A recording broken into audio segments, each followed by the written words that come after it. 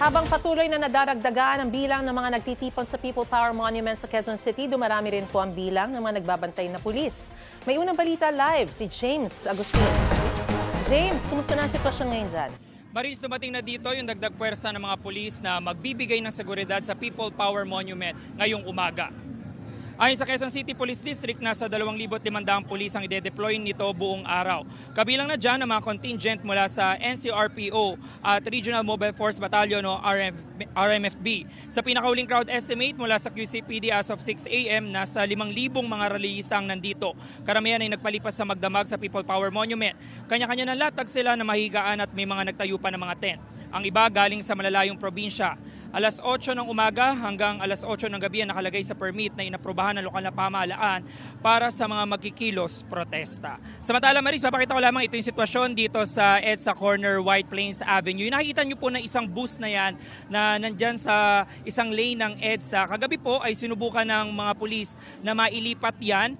Pero ngayong umaga, sa paipag-ugnayan natin kay Quezon City Police District Spokesperson Police Major Jennifer Ganaban, ay hinihintay nila yung representative mula sa lokal na pamahalaan, QCLGU, at dala-dala yung permit para sila makipag-usap dun sa mga rallyista. Dahil kapag po yan ay natanggal yung bus na yan, ay magiging 3 lane nitong EDSA sa northbound, yung madaraanan ng mga motorista. Nakasaad din daw kasi, Maris, dun sa permit na kinakailangan na walang mga sasakyan na nakaharang dito along sa White Plains Avenue at dito sa EDSA. Yung mga latest mula po rito sa Quezon City, James Agustin, GMA News. Oo, James, speaking of nabarahang kalsada, kasi kahapon na naging problema, yung nabarahan nga na kalsada dyan sa may bahagi ng EDSA White Plains.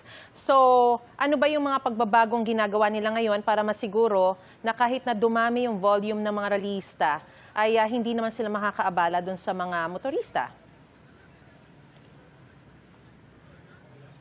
Well, Maris, nakita natin sa magdamag ay inusog nila yung mga concrete barrier dito sa may EDSA.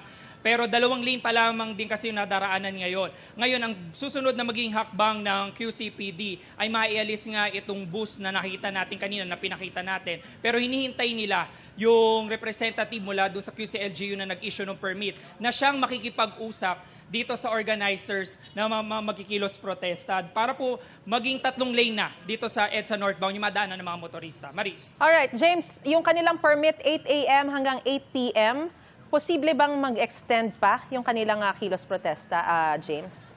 Wala tayong impormasyon, Maris, mula doon sa mga organizers kung yan ba'y ma-extend pa. Pero tinanong natin ng QCPD, posible na mag-extend yan kung sila'y mag-a-apply ulit ng permit mula sa lokal na pamahalaan. Re-respetuhin daw yan ng QCPD. Basta lamang maiproseso yung permit ngayong araw. Maris. Maraming salamat, James Agustin.